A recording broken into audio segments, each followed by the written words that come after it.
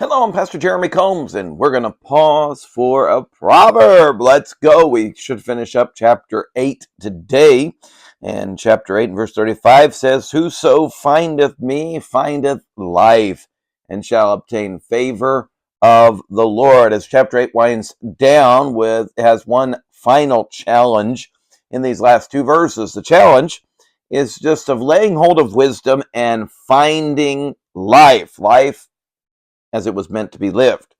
This may be obtained by anyone, regardless of our sex, our race, or even our status in life. Anyone can find it, but not everyone will. Some will search high and low and will have a dogged pursuit until they obtain the wisdom that God has provided. Others will just simply let wisdom pass by them without even lifting one finger to lay hold on it. Life's meant to be understood and enjoyed, but this can only be done through the vehicle of wisdom. The world says just to eat, drink, and be merry, for tomorrow we die. This is the idea of the world, that life is simply mere existence.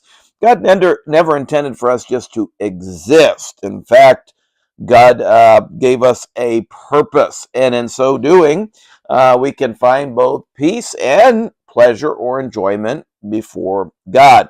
This is what we're created to do. So let me encourage you today to find wisdom and live for God today.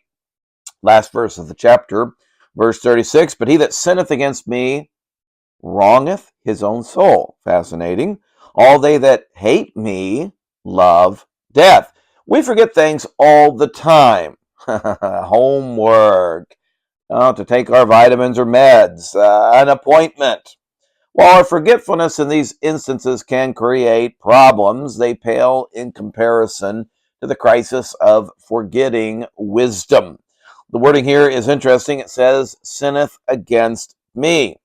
Sin means, and you probably know this, it means to miss the mark.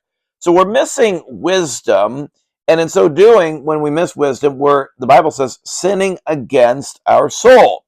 We're doing wrong, think about it, not just against God, but ourselves as well.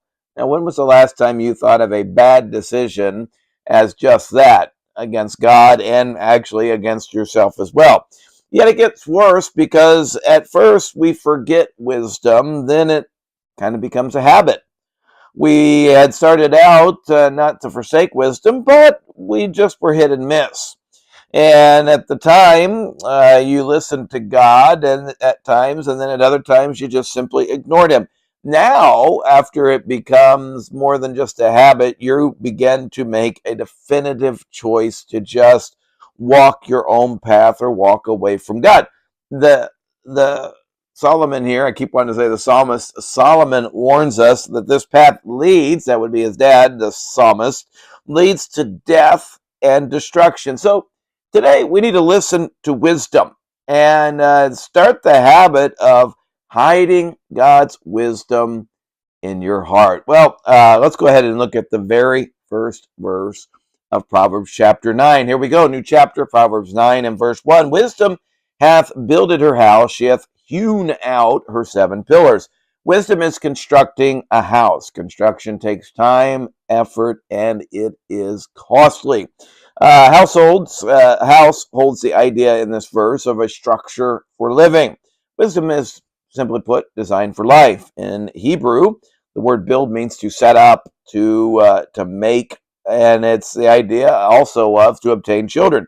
Wisdom seeking to build its family all the time with any and every individual that they can find. God, wisdom personified here, hews out pillars. Of course, the foundation of the house of wisdom must be the fear of the Lord. Now, hew is not a word we use very often, if at all. It means to cut out or to carve. God seeks to work in and through our life by establishing pillars.